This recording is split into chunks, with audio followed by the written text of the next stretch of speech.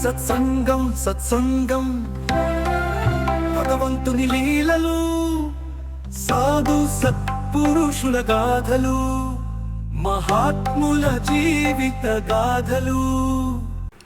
చూసి నేర్చుకో. మోహన్వాణి శ్రోతలకు, ఆధ్యాత్మిక బంధువులకు, భగవద్బంధువులందరికీ హృదయపూర్వక నమస్కారాలు.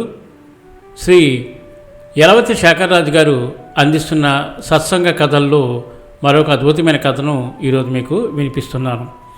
ఒకప్పుడు మహమ్మద్ ప్రవక్త ఆ గ్రామంలో ప్రజలకు మంచి చెడు చెప్తూ ప్రజలను సన్మార్గంలో ఉంచాలని ప్రవచనాలు చెప్తూ సన్మార్గంలో ఉండమని చెప్పేవాడు.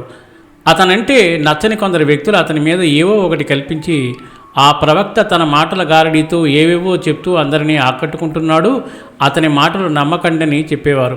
ఒకరోజు ఆ గ్రామంలో ఉండే ముసలి అవ్వ అది నిజమని నమ్మి ఆ ప్రవక్త తన మాటల గారడీతో నన్ను కూడా మారుస్తాడేమోనని ఆ గ్రామం వదిలి వెళ్ళాలని తన దగ్గర ఉన్న సామానంతా 2 మూటలు కట్టి తాను మొయ్యలేక ఎవరైనా సహాయం కోసం ఎదురు చూస్తున్నది. ఎవరూ ఆమెకు సహాయం చేయరు. ఒక వ్యక్తి వచ్చి, అవ్వా ఎక్కడికి వెళ్ళాలని ఆ మూటలు తీసుకుని బయలుదేరాడు. ఆ వ్యక్తి ముసలి అవ్వను, అవ్వా ఎందుకు ఈ గ్రామం వదిలి వెళుతున్నావు అని అడిగాడు. ఆ అవ్వ, నాయనా ఈ గ్రామంలో మహమ్మద్ ప్రవక్త అనే వ్యక్తి అందరిలో మతద్వేషాలు రేపి వారి మనసులను పాడు చేస్తున్నాడు. నేను అతని భార్య నుండి తప్పించుకోవడానికి ఇంకొక గ్రామానికి వెళ్తున్నాను అని చెప్పి, ఏమి నాయనా నీ పేరేమి, ఈ గ్రామంలో ఏమి చేస్తుంటావు అని అడిగింది. అతడు కొద్దిసేపు ఏమీ మాట్లాడకుండా ఉన్నాడు. మళ్ళీ తర్వాత ఆ ముసలి అవ్వ అదే విధంగా అడిగితే అప్పుడు ఆ వ్యక్తి, అవ్వా ఏమి చెప్పమంటావు, ఇప్పటి వరకు నువ్వు ఏ ప్రవక్త గురించి అయితే చెప్పావో ఆ ప్రవక్తను నేనే అన్నాడు.